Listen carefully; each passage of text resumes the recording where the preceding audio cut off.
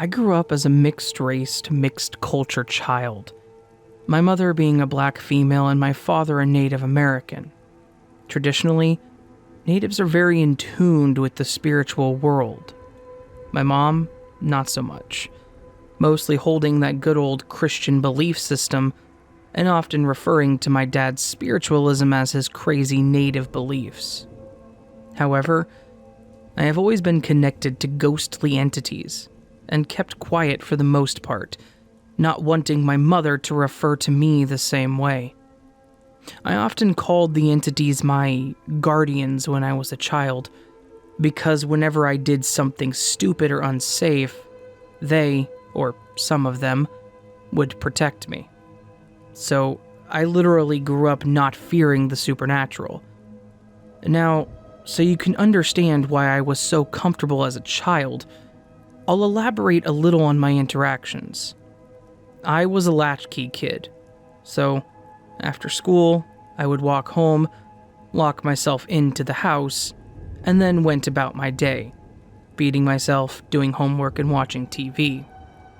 It wasn't uncommon for an elderly woman's spirit to sit down on the couch with me until my Nana, grandmother, got home from work. It wasn't until my teen years that I realized that the elderly woman was my great-grandmother, who had passed 6 years before my birth. Throughout my lifetime, I have interacted with many spirits, most stuck in a loop. A couple I could interact with, and one that still terrifies me to this day. I had just finished my senior year of high school and had applied to a local community college.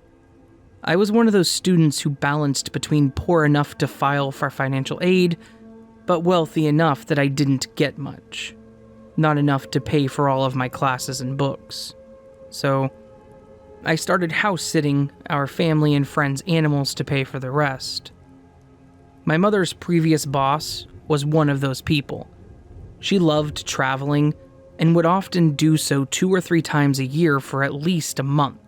She was retired at the time. She lived in a rural area with one neighbor close enough to contact just in case of an emergency.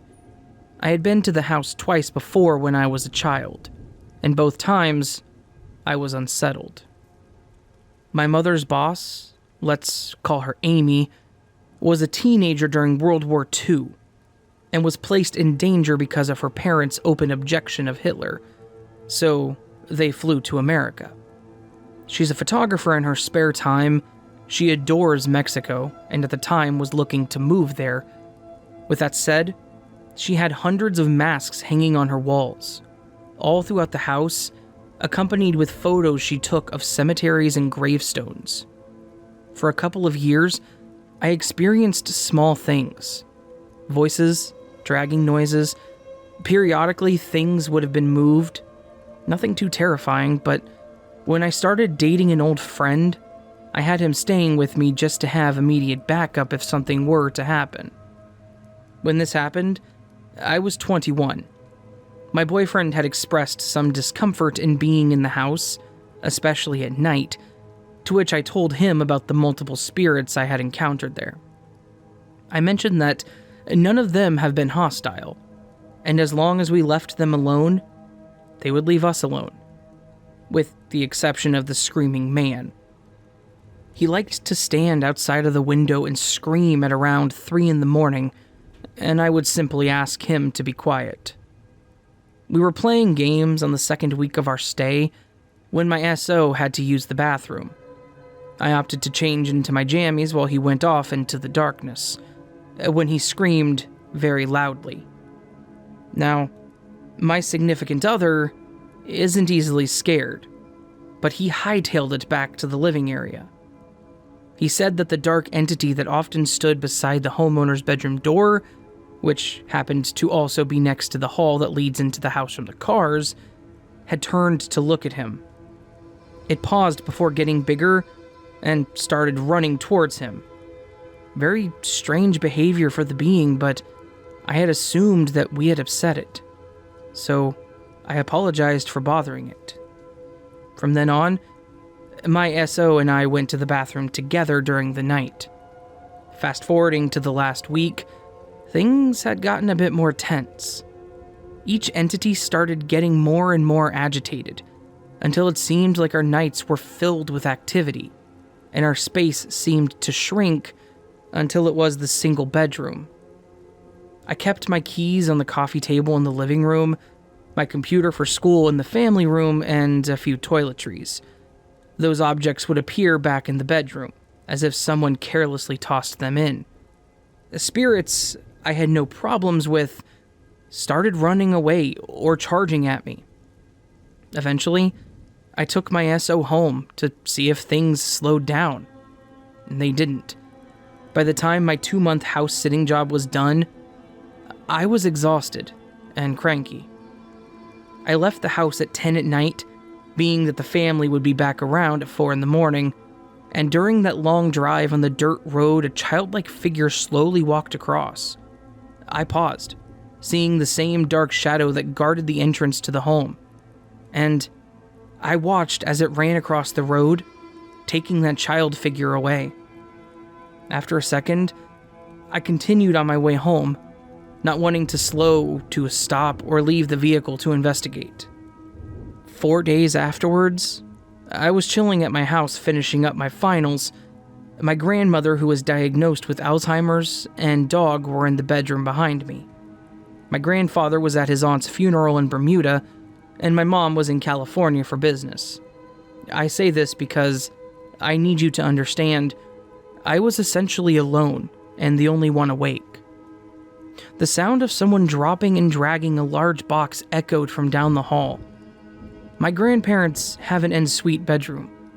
They had their own living room space where I was doing my homework, a bathroom, closet, and bedroom that hid behind a door, one that was closed.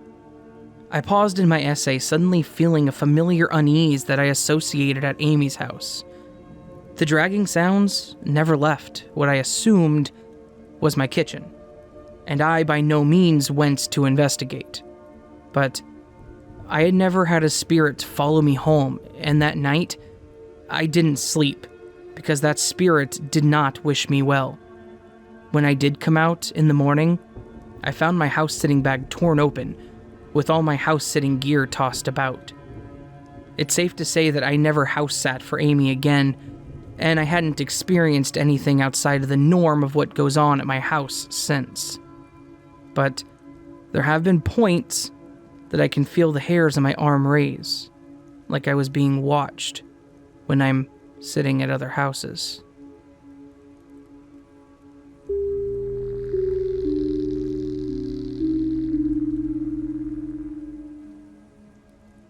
Okay, so this story's been creeping me out for a long time, and I think about it a lot. When I was about 4 years old, I had an encounter with what I, to this day, I have no idea if it was a ghost or something else. To give you guys an idea, my room was large with 2 doors on the left wall, one leading to the bathroom, that door being closest to the wall in the back, and one to a closet, that door being basically right next to the entrance. I was, for some reason, playing next to the bathroom door, and I remember that I knew for a fact that the bathroom door was locked. I remember that I was having fun until I saw it. The bathroom door opened slowly, as if someone was trying to peek through. That's where my memory's different. In one version of it, I remember seeing a woman walk out. A gorgeous woman that seemed to be in her early 20s. She had brown hair, and her outfit's engraved in my memory. She was wearing a dress, like the dresses you imagine princesses or queens would wear. The dress was blue, but it faded to red and orange, ending in yellow. She walked up to me, and then kneeled next to me. I remember talking to her for a while, and basically becoming friends with her. Keep in mind, I have just one sibling and he was 12 at the time. In the other version, a young boy that looked to be about 8 walked out. Same brown hair as the woman, a t-shirt whose colors were very similar to the woman's dress, except for the order. It was mostly red, fading to orange and yellow and then a bit of blue. he had white pants as well. In both versions of this memory, they talked to me and became my friends. I talked to them for a long time. Years, in fact. And I can even say that we had become close friends. My memory of everything that happened with them is the same. If I was, say, playing tag with the boy in one memory, I was playing tag with the woman in the alternate version of it. I remember a few arguments that I had with them, and in those memories they left for a week or so. But the memories with the woman were different. In those memories, she didn't leave because she was angry. She left because something important came up, and she told me so. But the boy left the same days the woman did because he was angry, like a petty child. Another thing I find strange to this day, one day, I asked them what their names were, and I got 2 different answers. The woman said, "I go by many names, Lily. In fact, the most common one I've been called is Caitlin, but you can call me whatever you want." On the other hand, the boy simply said, "I don't have a name." In both versions, I wound up giving them a name, Panfleto. I'm Mexican, by the way. I don't know why I gave them that name. For one, it's a masculine word, and 2, it's not even a name. My friends from school knew they existed, but I can't remember if they knew about the woman or the boy. I only remember telling them. We always joked that I had an invisible friend and even grew to want to know more about them, so I told them what I knew about Panfleto. After I told my friends, Panfleto left. They disappeared. Both of them. But the memories I have of it are different. In the memory where the woman left, we were talking and sitting down on the floor when she stood up. This is where the memory gets weird. When she stood up, she looked at me with a gentle smile on her face and said goodbye, and that we would never see each other again. She looked up at the sun, and I kid you not, she sprouted wings. She flew away, and that was the last time I saw her. The boy, on the other hand, just disappeared, poofed out of existence.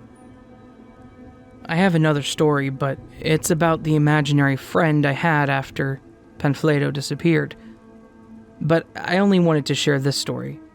I may share the other one, but only if enough people want me to. I swear on my life this isn't fake. It's a story of a memory that creeps me out to this day. Not knowing exactly what they were is what creeps me out the most. I may have even been calling a strange ghost a friend for 2 years. The OP left in a comment. The other story has been asked for, so here it is. About the same time, after Panfleto disappeared, a very similar event to the way that I met them happened. This time, my memory's not split, simply a bit fuzzy. I don't remember the exact details since the story didn't creep me out, but I'll try my best. Similarly to how I met Panfleto, these 2 people just appeared into my life one day. Literally. Another detail about my room, it had a balcony, and the only way to get there was through the glass door that was always locked. One day, I was playing alone, pretty much in the same spot I was when I met Panfleto, when 2 girls, just about the boy Panfleto's age, pretty much walked through the glass doors. I, to this day, still see them. They follow me around everywhere. Now, they look about 15, but they're still the same. One of them, who introduced herself as Layla, had purple hair and eyes. The other, Kari, had green hair and eyes. I guess little me was a bit sad about Panfleto disappearing because I just openly accepted the fact that 2 possibly ghost girls walked through my balcony doors and became friends with them pretty fast.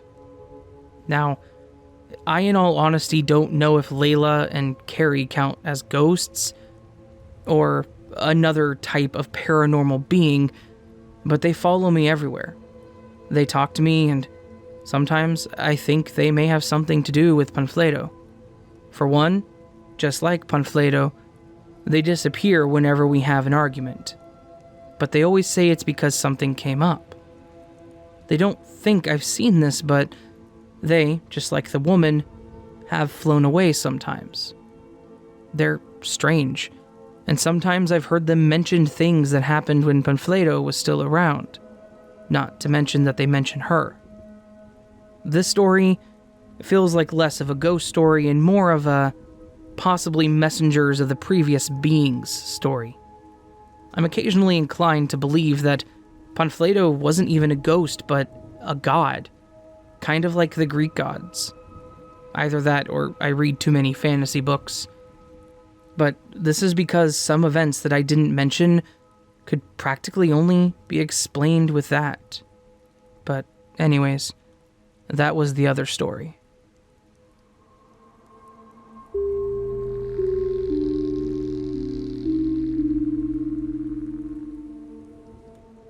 The following is a short, yet detailed retelling of my first and so far only experience with a shadow person.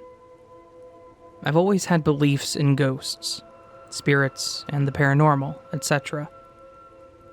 My family has ingrained that into my core beliefs, and from half of what I've experienced, I don't doubt its validity. I have started to write horror, one of the genres I'm highly interested in, just not the ghost horror stuff because screw messing with that kind of stuff. Anyways, here's my story.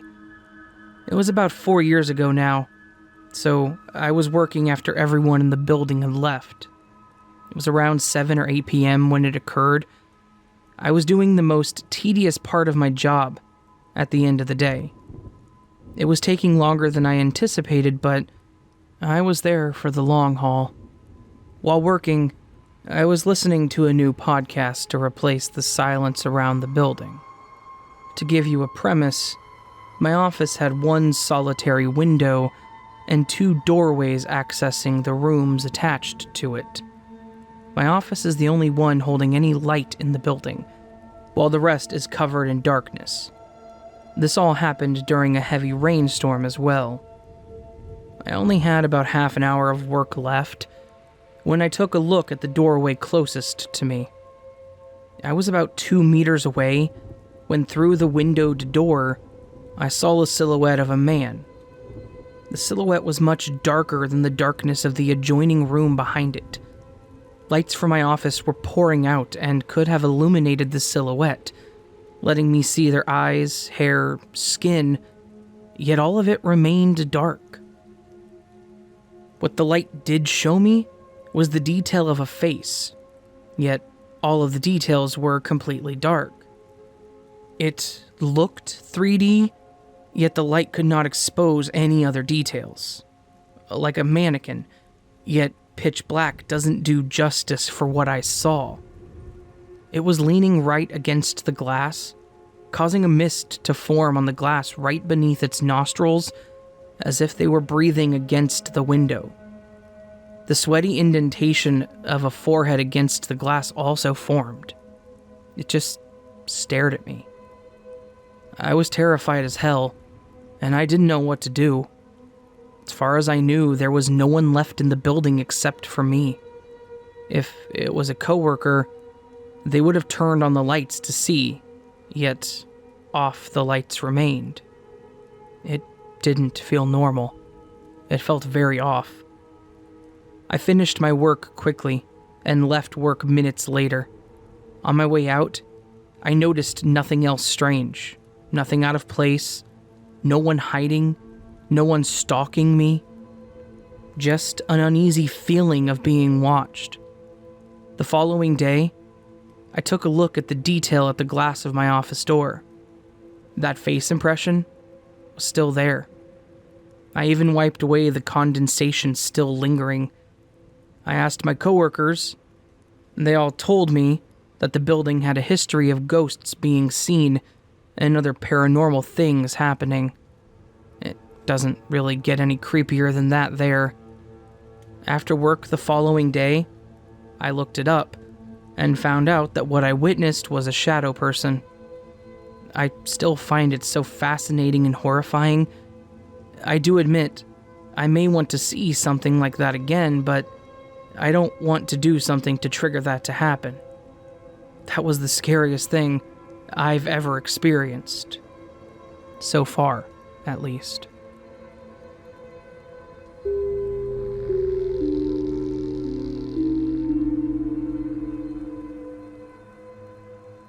So, this actually happened to a coworker of mine, but it's by far the creepiest thing that I've ever been semi-involved in my entire life.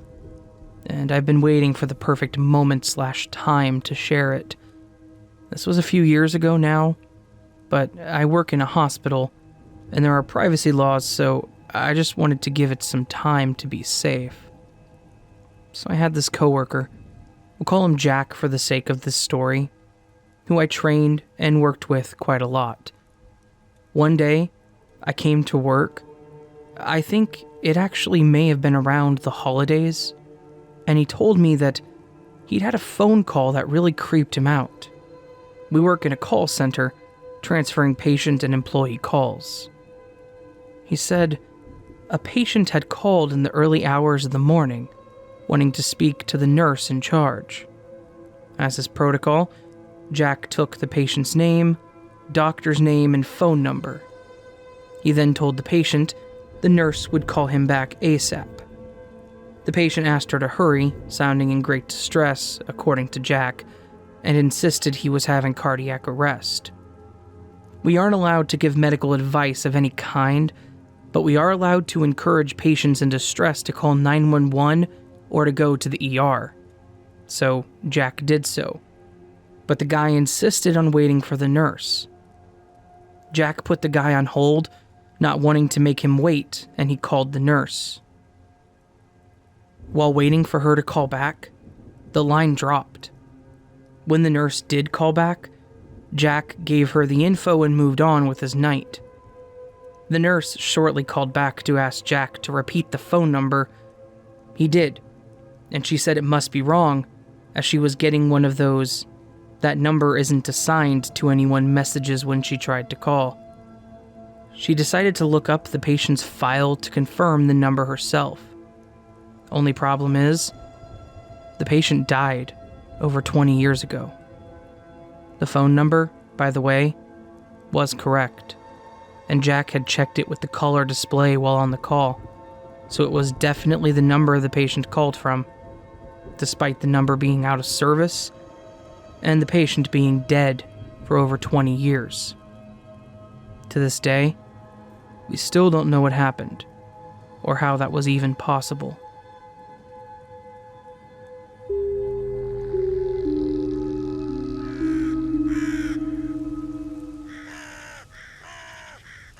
So that was a collection of paranormal stories where my channel began, and something I cannot get away from. Not that I want to. I know you guys enjoy these paranormal stories. They don't do as good as the others, but in my opinion, they're always interesting to read, and I love narrating them, so hopefully some of you out there enjoy them, and if you do, fantastic. If not, well, they're still going to happen, so. If you did enjoy it and want more content like this, please do hit that like button. Also, subscribe to the channel, hit the bell icon next to it. You can also follow me on all my social media platforms, Reddit, Facebook, Instagram, Twitter, or support the channel over channel memberships or Patreon. All monetary support over those two platforms get early access to all of my content. And it's just awesome. Early access is amazing. You can't deny that. Anyway, I hope you all have a beautiful day. I hope I will see you on the next video. And I hope, I don't know, just that you're staying warm and safe and all that. So, just know that I love you. You're all fantastic. And I'll see you next time. But until then, sleep well.